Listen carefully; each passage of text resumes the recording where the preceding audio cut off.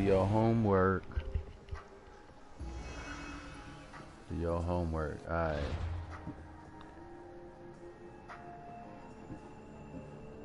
Politics and philosophy. Spartan politics.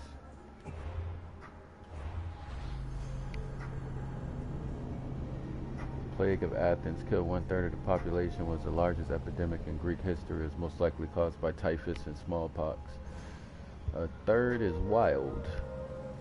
Herodotus created what we recognize today as historical literature. Before him, only heroic tales, records of events, and chronological facts were used. Historical literature. Okay. The inventor of history. Pericles appears to be the first Greek to use siege engines, which included rams, tortoises, and towers.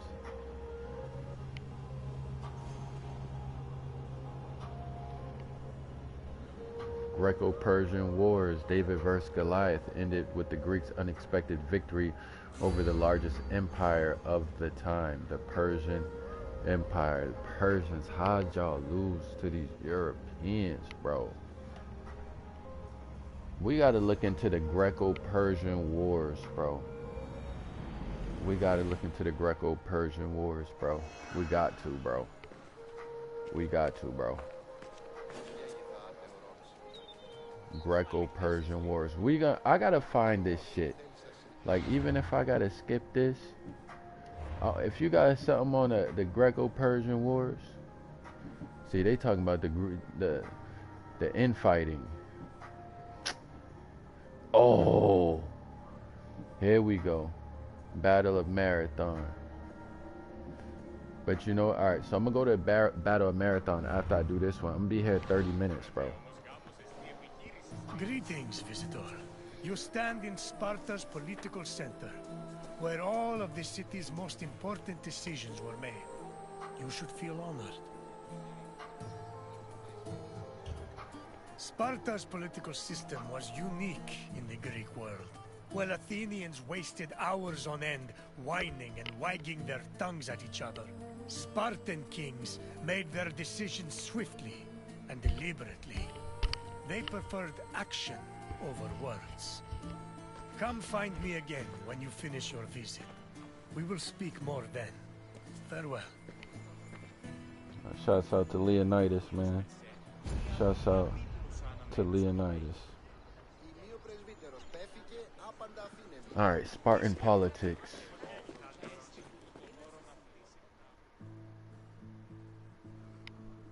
Sparta's political system differed from most of Greece's. One of its most distinctive features was that it was ruled by two kings. These kings belonged to two separate dynasties, the Eurypontids and the Aegeads, both of which were said to be descended from Heracles. Both kings shared equal powers, and disputes between them required the intervention of special magistrates known as ephors. However, if one of the kings were more charismatic or experienced, they could influence the weaker king's choices. That's interesting. So this is the Tetradrachm of Sparta, Lacedaemon in Greek, bearing the portrait of Cleomenes II, 235-221 BCE. Let me see. Hold on. Cleomenes II. Alright, so that's a Greek nose, huh? Xenophon, who wrote the biography of the Spartan king, Agesilaus, attests that the two kings and the ephors exchanged vows on a monthly basis. He writes that the ephors swore to preserve the kingship, but only on the condition that the kings followed the laws of Sparta. Originally, Sparta's two kings always came from different houses until the Hellenistic period when Cleomenes III abolished the kingship of Sparta and placed his brother on the second throne.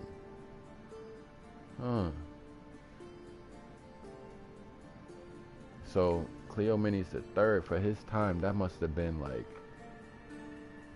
equivalent to if Trump says, you know what, F it, I'm staying in power.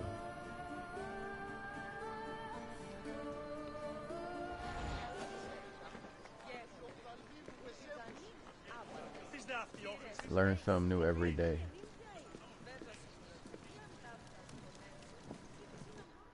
Spartan kings had several responsibilities and functions. As lifetime magistrates, they were technically Sparta's priests and strategists, and their duties encompassed everything from politics to justice. Originally, both kings would lead military campaigns in times of war. However, from 507 BCE onwards, only one of the two kings could be head of the army. On the battlefield, kings were accompanied by 300 elite soldiers for protection. But being a king wasn't only about working and fighting. They enjoyed special privileges as well. Spartan kings lived at the expense of the city, owned royal estates in the surrounding Perioikic cities, and received the majority of the spoils of war. When they passed away, they were buried with special honors, and the population mourned them for a period of 10 days.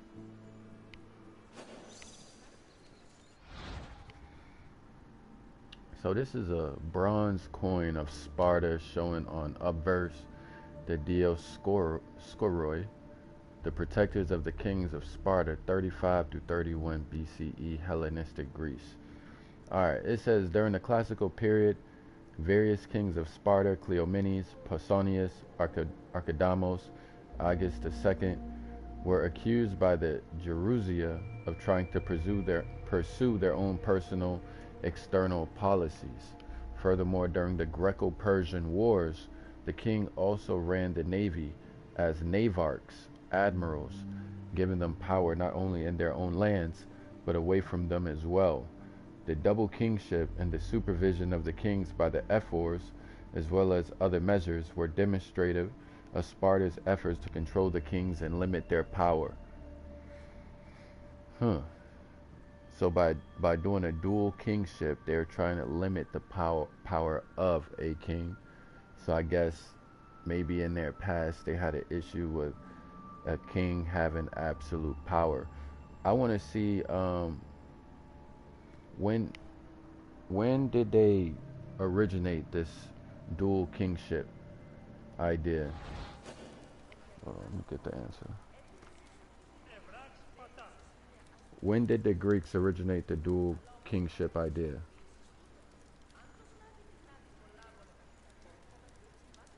The ancient Greek idea of dual kingship originated in myth with the legendary founders of the city-state of Sparta and was a unique feature of Spartan government. While the exact historical origins are debated, the system persisted for centuries in Sparta and made it distinct from other Greek city-states. The most common and celebrated explanation for Sparta's dual monarchy is based on legend, the Heraclid twins. According to Spartan tradition, the two royal dynasties, the Aeacids and the Eupontids, descended from the twin sons of Aristodemus, a descendant of the legendary hero Heracles. Okay, so they're just connecting themselves back to one of their ancestral or mythical stories, and they're tying themselves by blood to those Greek gods to assert kingship.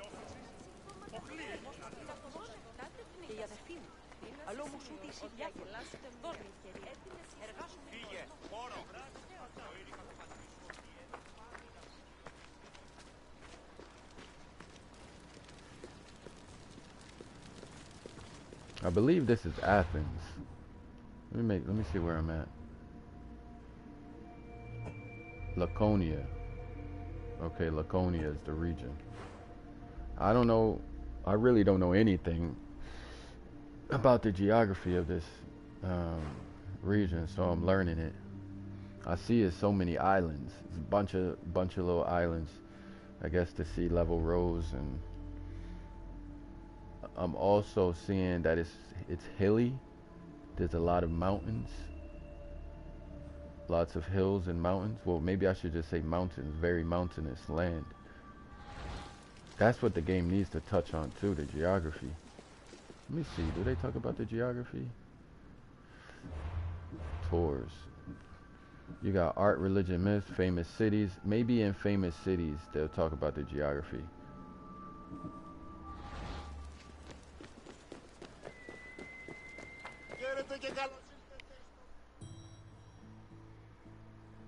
Persian trophies. The kings of Sparta enjoyed many important religious honors. They were in charge of sacrifices, both during military campaigns and at home. The kings received double portions of the meat at all communal meals, and they were also the first to pour libations. They also personally conducted public sacrifices as priests, which helped remind their subjects of their divine connection to Heracles and Zeus. That's very interesting. Attic red figure cup with the scene of a sacrifice. So that looks like a, I don't know what that is. It looked like a pig almost. But it also, yeah, it got hooves. Damn. About a Midas maker, 510 to 500 BCE, which is archaic Greece. This is in the Louvre Museum in Paris. It says one of the Spartan kings' religious duties was appointing the Pythians, the people who received prophecies from the oracle at Delphi. Pythians were extremely important to Sparta as they received supposed foreknowledge that could help the kings prepare their military campaigns. Spartan kings were also believed to be descendants of Zeus. Because of this, they served as high priests of Zeus and enjoyed special privileges during religious rituals as well as on the battlefield. Okay. Who this is? What's happening? What's happening?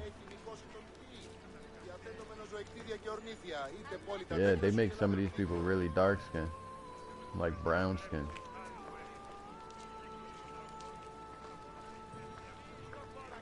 So I guess the Greeks, not your prototypical white people, based on the way that they're depicting them. Like, they still Caucasian, but they're like tan, almost more tan than a Portuguese. You see anybody Portuguese descent, they're gonna have a certain tan color. Certain color.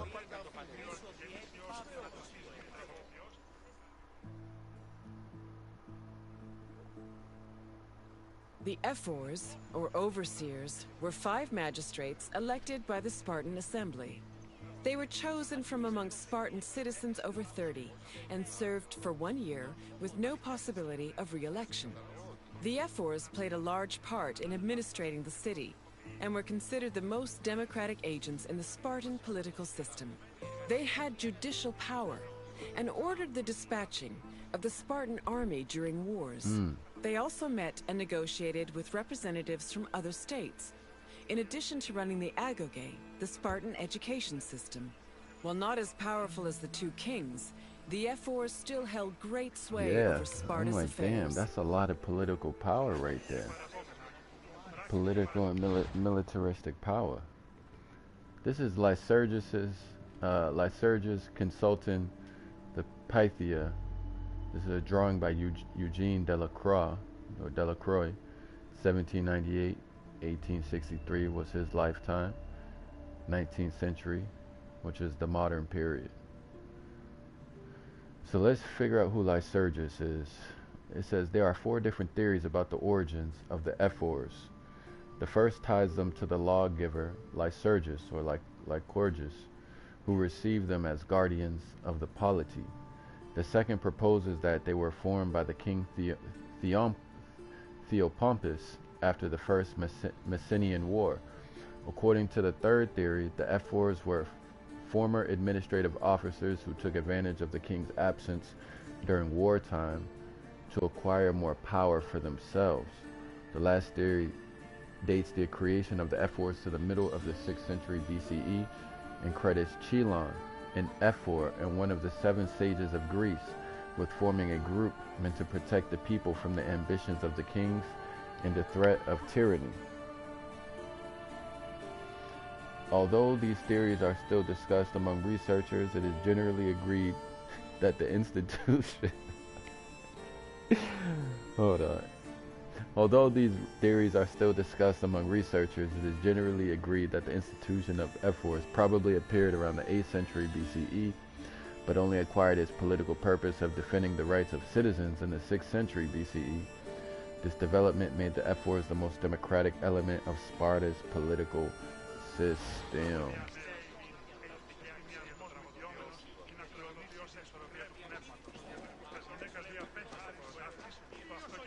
Damn. Oh, we got 2 more. Not bad. This is a pretty good one.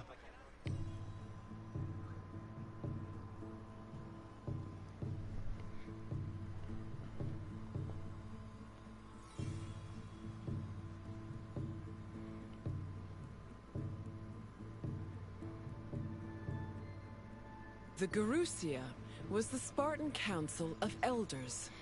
It was made up of the 2 current kings, as well as 28 elders called Gerontes. They were Spartan citizens over the age of 60, the cutoff age for military duty. They were elected for life by the Spartan Assembly.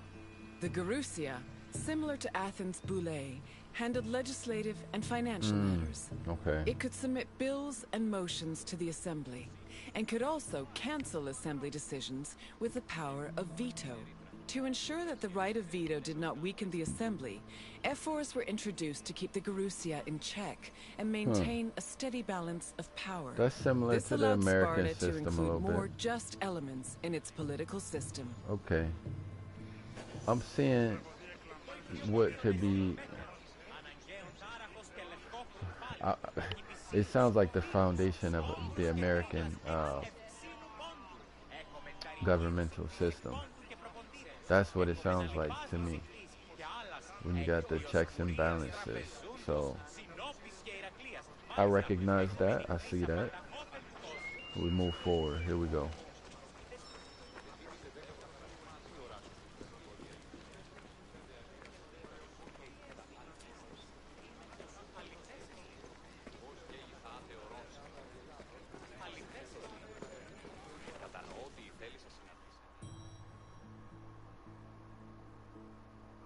The Spartan Assembly, or the Apella, was made up of Spartan citizens who were over 30 years old. Its exact meeting place remains unknown, but it was presided over by a special member of the ephors called the eponymous ephor. The Apella had limited authority, since any decision it made could be overruled by the Gerousia. But thanks to the efforts of the ephors, it still played an important role in Spartan society.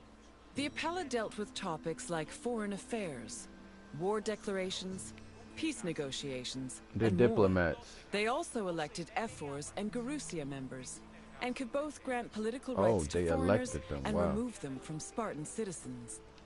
Unlike the myriad sources on the functions of the Athenian Assembly, the exact details of the Apella's decision-making process are unknown. So this is remains of the theater on the Acropolis of Sparta, with the Taygetos Mountains in the background. Alright. Lycurgus, or Lycurgus, the legendary lawgiver of Sparta, who supposedly lived in the middle of the 8th century BCE, is a figure who lingers between history and myth. Okay, so there's a place named after this person. Lycurgus is mentioned by many ancient authors such as Herodotus, Xenophon, and Plutarch, but it is not certain if he actually existed, or if he is a symbolic figure attached to the reform of the social and political institution of Sparta. In Lycurgus' biography, Plutarch mentions the lawgiver traveled in Crete, Asia Minor, and Egypt.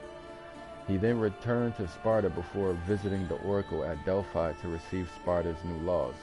Plutarch writes that after bringing the reforms to Sparta, Lycurgus returned to Delphi to make a sacrifice to Apollo.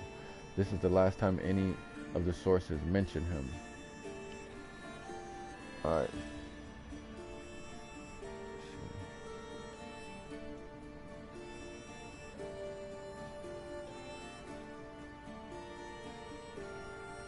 So my question is going to go into Greece as we know it in this whole thing about city-states. Explain Greece and its city-states, and what was Athens in Greece, and what is Greece as we know it today. So, ancient Greece was not a unified country, but a collection of independent city-states, with Athens being a prominent and influential city-state known for its pioneering democracy, flourishing arts and philosophy, and leading role in ancient Mediterranean culture. Located in Attica, Athens developed into a major urban center with political, religious, and economic institutions, and its territory included the city itself and its surrounding lands. So when someone says to me that Egypt was a Mediterranean country, it's like, yo, bro, Egypt has one Mediterranean major city. It was built by the Greeks. When you talk about Egypt, you're not talking about Greek fucking culture. You're talking about the culture of the pyramids, the Sphinx, the hieroglyphics. That is not Mediterranean. That's African, and you can say like some Mesopotamian type shit. One of the primordial civilizations that have some affinities that are shared. And I'm still not even sure about the connection exactly.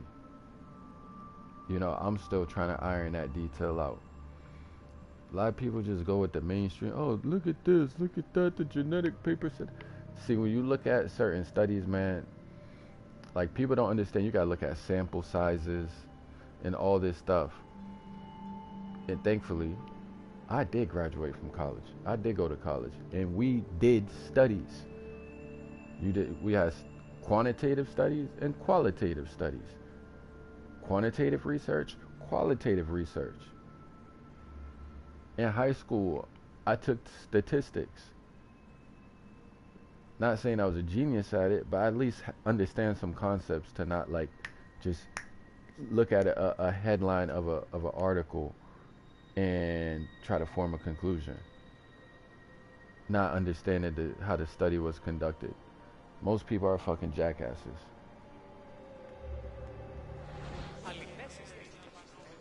Alright, so that was it. That was a great tour. We're going to return to the tour guide. He's going to give us a quiz. We'll see how we do in the quiz. I like that this game adds the quiz aspect compared to the other games. I hope you feel more knowledgeable about the inner workings of Spartan politics. Our way of ruling was not conventional, to say the least, but it served our purposes well. What would you like to do? Argue. We shall see. Let's begin. What was the name of the Spartan assembly? The assembly? The Spartan. Ooh. It's one of these two, the Jerussia or the Apella. I'm gonna go with the Apella. Correct. The Spartan assembly was known as the Apella. Question 2. How many members did the Jerussia have? Ooh, I don't know. No.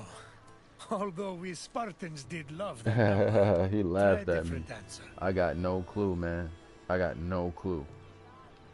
No. Try again. It's 28, huh? No. No. I'm pressing the wrong buttons. There were 28 Geronters on the Council of Elders. But they weren't the only members of Keep Nigga, Trying. man, yo, see, I told you I didn't know. There should be an option for I don't know, so I don't gotta get it wrong 4 times, nigga. And the 2 kings of Sparta. Come on. Last question. I don't like What getting was the shit name wrong. of the Spartan education program? Damn.